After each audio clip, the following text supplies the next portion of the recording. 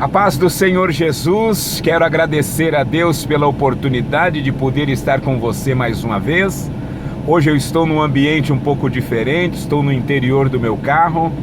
Vou gravar este vídeo daqui por conta de uma atividade juntamente com a minha família, fora de casa.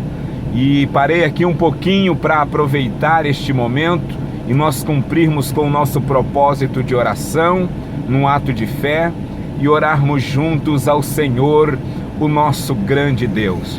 Preciso da ajuda do meu filho Lucas, logo mais para ele editar este vídeo, então eu devo pegá-lo na casa de um dos meus cunhados e poder assim conduzir a edição desse vídeo para que você seja abençoado pelo mesmo. Deus te abençoe e Deus te guarde. Vamos então ao nosso tema. Estamos hoje no último dia do nosso propósito. O que fazer em meio ao caos? O que fazer quando Deus, Ele não intervém da maneira que gostaríamos que Ele intervisse? Qual é o propósito de Deus em meio a esta pandemia? Qual é o propósito de Deus em estar permitindo crentes entrarem no vale da sombra da morte? Qual é o propósito de Deus em estar permitindo nós estarmos vivendo este caos neste tempo presente?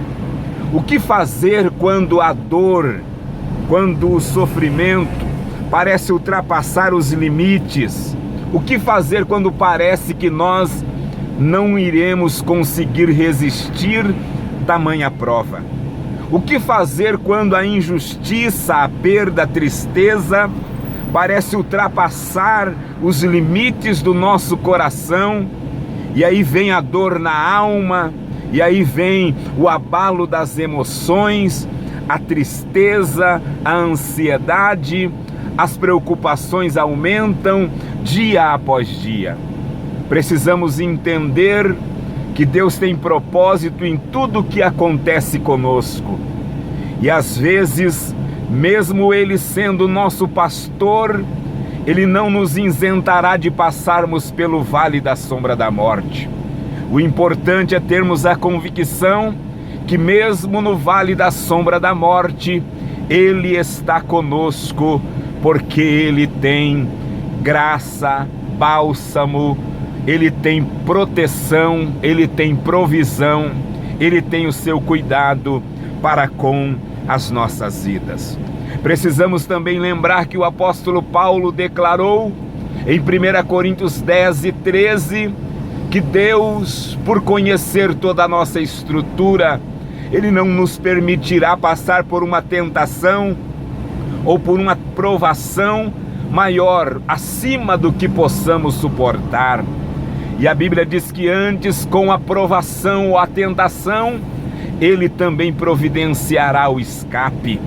Precisamos entender que o Salmo 103, verso 14, a Bíblia diz claramente que o Senhor conhece toda a nossa estrutura e Ele sabe da nossa fragilidade, entendendo que nós somos pós, dependentes da sua eterna graça e misericórdia. Por isso eu quero convidar você para meditar comigo na última reflexão desta série, o que fazer em meio ao caos. Gostaria de observar no capítulo 6 do segundo livro dos Reis, o episódio em que a Bíblia fala de um tempo de extrema dificuldade, aonde o povo de Deus foi sitiado pelo exército do rei da Síria, aonde Ben-Hadad acampou-se por um período intenso de tempo, fazendo com que o povo de Deus viesse a sofrer, inclusive de fome, e estar acontecendo uma grande mortandade generalizada naquela ocasião. Mas olha o que diz a Bíblia Sagrada, segundo Reis, capítulo 6, versículos 15, a Bíblia diz que o moço do homem de Deus se levantou muito cedo e saiu e viu que um exército com cavalos e carros tinham cercado a cidade. Então o seu moço lhe perguntou: Ai, meu Senhor, o que faremos? E ele respondeu: não temas, mais são os que estão conosco do que os que estão com eles. Bendito seja o nome do Senhor Jesus. Veja que este texto está nos afirmando da ocasião em que o rei da Síria, Ben-Hadad, ele havia conspirado contra a vida do profeta Eliseu. Ele havia se indignado quando um dos seus soldados lhe disse que o Deus dos céus, o Deus que nós servimos, revelava para o profeta Eliseu tudo aquilo que o rei da Síria planejava no seu quarto enquanto dormia, todas as maldades que ele planejava, arquitetava contra o povo de Deus. O homem de Deus tomava conhecimento por uma revelação da parte do Senhor. Ele ficou indignado com isto, mandou parte da elite do seu exército para cercar a cidade de Dotã, aonde estava a casa do profeta Eliseu. O moço de Eliseu, que não é Geazi neste caso, é um outro auxiliar, levantou muito cedo, e quando ele se deparou com aquele cerco, ele se desesperou, as suas emoções se abalaram, e ele ficou muito apavorado diante da situação. E a Bíblia Sagrada nos diz que Deus, ele se manifestou através do profeta, para encorajar aquele seu servo, e o Senhor usou a vida de Eliseu para fazer uma oração na sua casa, dizendo: abra os olhos deste moço para que ele veja. Eu quero dizer para você que Deus é maior e Ele está ao nosso lado. E eu quero declarar para você: o Senhor sabe de toda a estratégia do inimigo armada contra as nossas vidas para este tempo de pandemia, para esse tempo de calamidade. E eu preciso informar a você que Deus está vendo tudo o que está acontecendo. Deus está vendo tudo o que está nos cercando. Deus está vendo todas as ameaças que este vírus está fazendo contra a nossa casa e contra a nossa família. Mas eu preciso dizer a você em alto e bom som: o Deus que vê está conosco, e Ele vê as ações, o pensamento, as intenções de todas as pessoas, e Ele está mandando eu dizer ao teu coração que Ele é o Deus que não dorme, que Ele é o Deus que não tosqueneja, que Ele é o Deus que vai agir e vai pelejar ao teu favor, se você colocar a tua fé em evidência. Quero dizer para você que se Deus é capaz de cuidar de um pardal, como diz Mateus capítulo 10, versículo 29, Ele vai cuidar da tua vida, Ele vai cuidar da tua casa, Ele vai cuidar da sua família para a glória do seu santo nome. Você precisa crer que maior é aquele que está conosco, maior é o Senhor. Eu sei que estamos cercados, eu sei que o medo quer bater a porta do nosso coração e quer invadir a nossa mente, mas eu gostaria que você lembrasse que o nosso Deus é maior do que o coronavírus, o nosso Deus é maior do que qualquer doença, o nosso Deus é maior do que a seca, o nosso Deus é maior do que a crise. E eu quero lhe incentivar, olhe para o Salmo 56, verso 3, a Bíblia diz: em me vendo o temor, ou em me vindo o temor, hei de confiar em ti. Pare um pouquinho, respire fundo, e quando vier o medo, diga para Deus escutar: se me vier o medo, eu hei de confiar em ti. Eu vou te dar mais uma dica. Olha para Isaías capítulo 12, versículo de número 2. E quando vier o medo, a incerteza e a insegurança, respire fundo e declare: certamente o Senhor é a minha salvação, confiarei e não temerei. Lembre-se do Salmo de número 27 e o verso de número 3 e declare: ainda que um exército me cerque, o meu coração não temerá. Deus está contigo, Deus está do teu lado. E eu quero te dar uma outra dica. Olha o que a Bíblia vai dizer em Deuteronômio capítulo 20. Veja o versículo de número 3 e 4. Respire fundo e leia este texto. Ouve, ó Israel, hoje vos achegais ao combate contra os vossos inimigos, que não desfaleça o vosso coração. Não temais, nem tremais, nem vos aterrorizeis diante deles, pois o Senhor vosso Deus é quem vai convosco a combater contra os vossos inimigos para salvar-vos.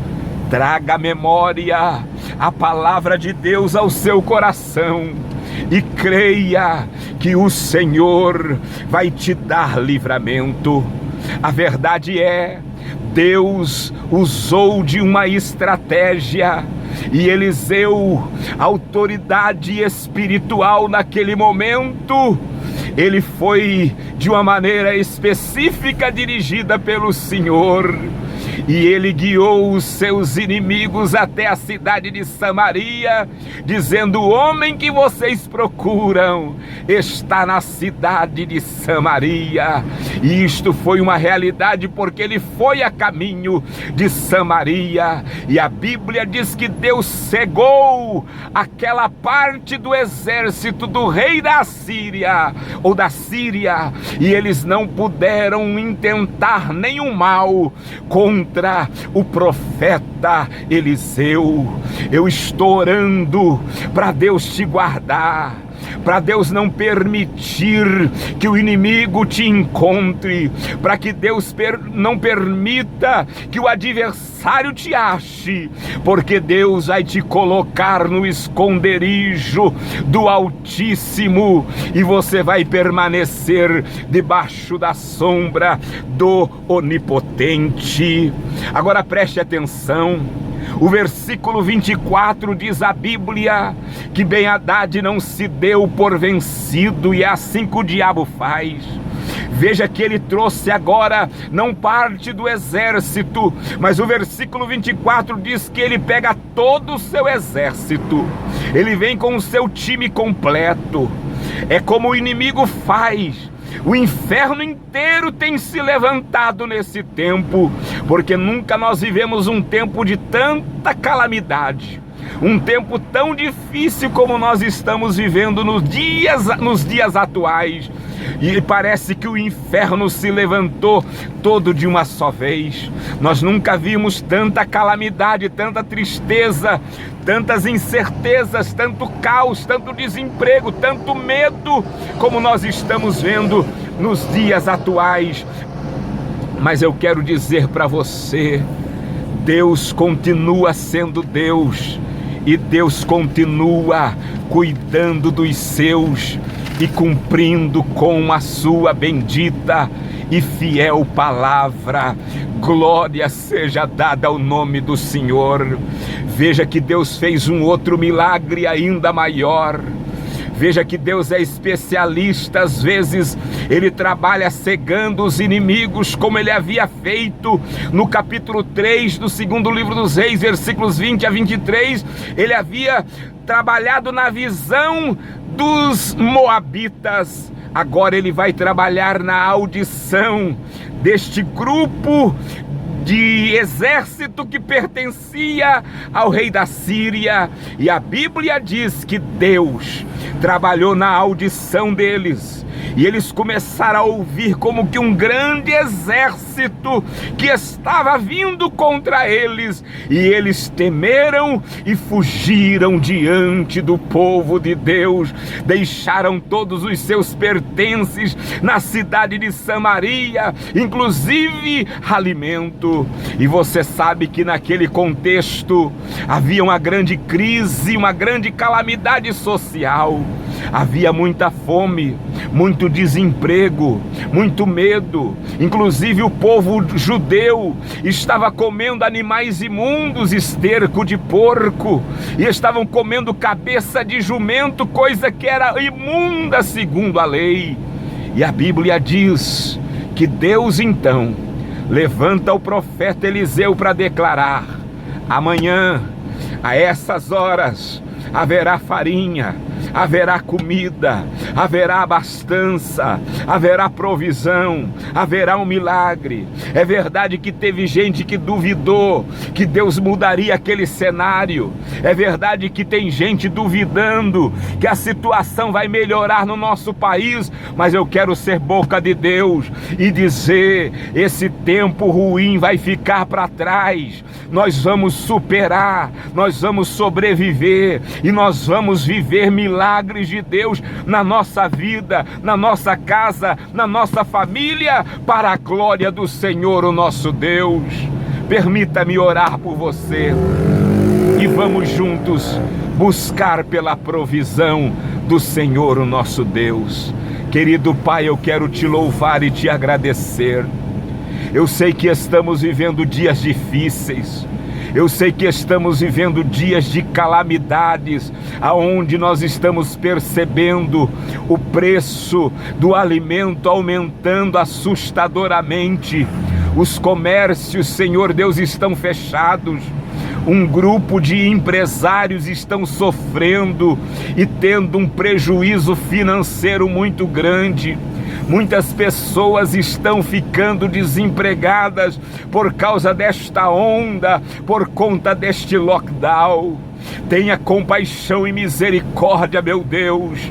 Manda uma provisão, manda um milagre, manda uma resposta de livramento, manda, Senhor Deus, o teu sustento, manda uma solução em meio a esta crise. Livra o nosso povo da má gestão, da má administração e daqueles que não estão olhando com misericórdia para os mais necessitados e carentes.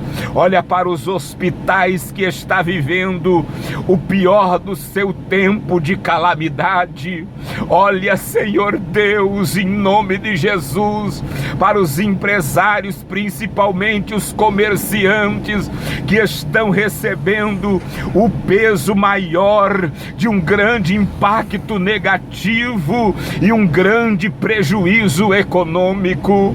Tu és o nosso auxílio, Tu és o nosso socorro, e eu quero, como profeta de Deus, profetizar pela palavra que maior é Deus que está conosco, e o Senhor vai suprir as nossas necessidades. O Senhor vai cuidar de nós, o Senhor vai socorrer a gente, o Senhor vai nos trazer livramento, o Senhor vai nos trazer providência, o Senhor não vai deixar faltar o valor da mensalidade, do aluguel, a comida na mesa não vai faltar, a mensalidade escolar não vai faltar, as necessidades básicas para nossa saúde. Em nome de Jesus, venha com a tua intervenção e opera o milagre da cura a favor daqueles que estão hospitalizados, a favor daqueles que estão se recuperando em casa. Deus, repreenda este mal, este cerco que nós estamos vivendo.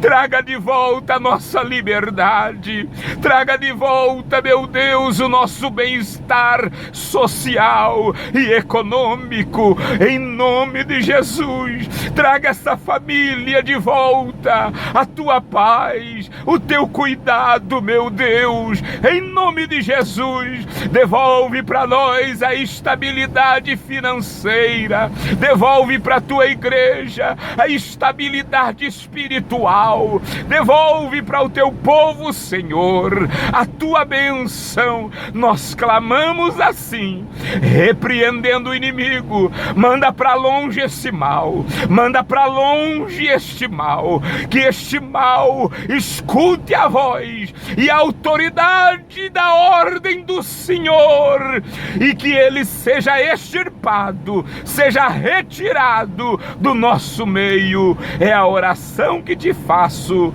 em nome e por amor de Jesus Cristo. Amém e graças a Deus. Que Deus te abençoe, querido, querida. Obrigado pela sua companhia. E amanhã na live do nosso culto dominical, vamos abrir uma nova campanha. Vamos continuar orando, porque a oração de um justo, ela pode muito em seus efeitos. Deus te abençoe e Deus continue guardando a sua casa e a sua família, em nome de Jesus. Amém.